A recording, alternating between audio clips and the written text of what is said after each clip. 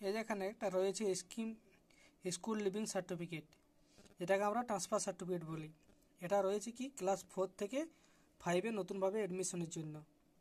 তো এর কী হয়েছে, এর যে নামের স্পেলিং মিলন, MILON, মিলন মাঝি রয়েছে, কিন্তু ওর বাকি যে ডকুমেন্টসগুলো রয়েছে বার্থ সার্টিফিকেটে সেখানে রয়েছে MILAN, কিন্তু সেই হিসাবে এখন বাচ্চাটা চাইছে কি এটা করে আমাকে নতুনভাবে একটা ট্রান্সফার সার্টিফিকেট দেওয়ার জন্য।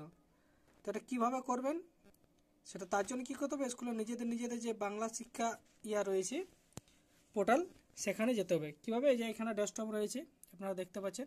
এখানে আমরা কী করবো, একটা এখানে যে কোনো browser, internet browser, Google Chrome খুলে নিলাম। খুলে নেওয়ার পর কী করতে হবে, এখানে বাংলা শিক্ষা যেটা আছে বাংলা শিক্ষা gov.in, এই ওয়েবসাইটে যেতে হবে। কিনা এখানে কী করতে হবে, আমাদেরকে যে বাংলা শিক্ষা প্রথমে রয়েছে সেখানে আমাদেরকে লগ ইন করতে হবে। বাংলা শিক্ষা লগ ইন করলাম। লগ ইন করলে ওখানে কি বলবে, ওখানে ইউজার আইডি দিতে বলবে এবং নিচে পাসওয়ার্ড দিতে বলবে। তো আমার ইউজার আইডি এখানে কি রয়েছে, নিজেদের স্কুলে ডাইস কোড, তারপরে 32 এবং যে পাসওয়ার্ড রয়েছে সেই পাসওয়ার্ড, নিচে কি রয়েছে এখানে ক্যাপচার, আমি এখানে ক্যাপচারটা দিয়ে দিলাম 82753। তো কী করবো, আমি এরপর সাইন ইন করে নিলাম। সাইন ইন হয়ে গেছে। সাইন ইন হয়ে যাওয়ার পর কী হবে, এখানে যে রয়েছে স্টুডেন্ট এন্ট্রি অ্যান্ড আপডেট, এই অপশানে ক্লিক করতে হবে। এখানে এসে কী পাবো আমরা, এখানে আপডেট স্টুডেন্ট বেসিক ডিটেলস, এখানে ক্লিক করতে হবে। এখানে ক্লিক করলাম। এখানে ক্লিক করার পর দেখবেন এখানে রয়েছে স্টুডেন্ট মানে কোড। এখানে কী হবে না, এখানে যদি স্টুডেন্ট অ্যাড্রেসে কিছু চেঞ্জ করতে হয় তাহলে এখানে ওই স্টুডেন্ট কোডটা দিতে হবে। কিন্তু আমি যেহেতু নামে চেঞ্জ করবো তাহলে কী করতে হবে, এখানে ক্লিক যে অপশানটা রয়েছে এখানে দেখুন এখানে মেনশন করা রয়েছে যে update student identity, name, date of birth, father name, এই সবগুলো কিন্তু এখানে চেঞ্জ হবে। তাই এখানে ক্লিক করতে হবে।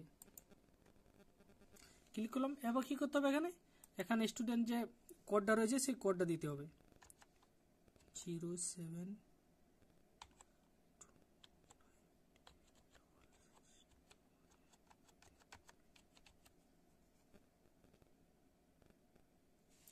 কোডটা দিলাম। কোডটা দিয়ে নিয়ে আমি সার্চ করে নিলাম। এবার দেখুন এখানে এসে গেছে। এখন কি হলো, এখানে যে আমার এটা যদি আমি চেঞ্জ করে থাকি, এখানে আমি চেঞ্জ করলাম। চেঞ্জ করলে আমি এখানে দিয়ে দিলাম তিনি কী করতে হবে আমাকে, এখানে আপডেট ডিটেলস, এখানে আপডেট করে দিতে হবে। আমি এখানে আপডেট করে দিলাম। ওকে, আপডেট করে দেওয়ার পর কী করতে হবে, আপডেট হয়ে যাবে। এখানেই করে দিলি, এখানে এই যে এখানে আমি ওকে আপডেট করে দিলাম।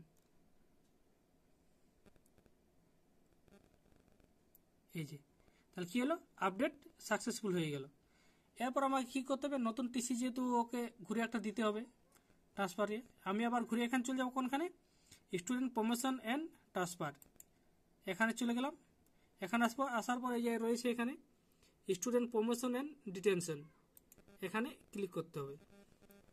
ক্লিক করার পর কী করতে হবে, এখানে নিচের দিকে এখানে দেখবো আমরা এখানে ওকে 4 থেকে কী করছিলাম না, ওকে অলরেডি আমরা 4 থেকে ট্রান্সফার দিয়ে দিয়েছিলাম। তার জন্য কী করতে হবে, এখানে ঘুরে আবার এটা ডাউনলোড করে নিতে হবে। ডাউনলোড করে নেওয়ার পর দেখে নিতে হবে যে ওর নামটা কোনখানে রয়েছে।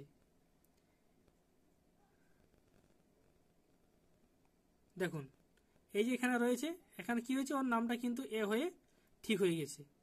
তাহলে কি করতে হবে আমাদেরকে, ওইভাবে করে এরপর কী করতে হবে, আমাকে এখানে এই পেজটা সিলেক্ট করে ওকে ডাইরেক্ট একটা ঘুরে প্রিন্ট দিয়ে দেবো। কীভাবে না, এখানে ধরুন প্রিন্ট Shift+P চিপলাম, চিপে নিয়ে এখানে যে অল আছে প্রিন্টের, এখান থেকে কাস্টমাইজ করে ক নম্বরে ছিল, মোটামুটি 3 নম্বর দিয়ে দেখি, হ্যাঁ 3 নম্বর পেজেই রয়েছে। এরপর এখান থেকেই ওকে প্রিন্ট দিলেই কী হবে, প্রিন্টে নিয়ে নেবে। এখান থেকে যে প্রিন্টার অপশান রয়েছে, তাহলে কী হবে না, ওর একটা নতুন ট্রান্সফার সার্টিফিকেট বার হয়ে যাবে। এইভাবে আমরা কী হবে না, যেগুলো ট্রান্সফার হয়ে গেছে সেগুলো থেকেও আমরা কারেকশন করে নিতে পারবো।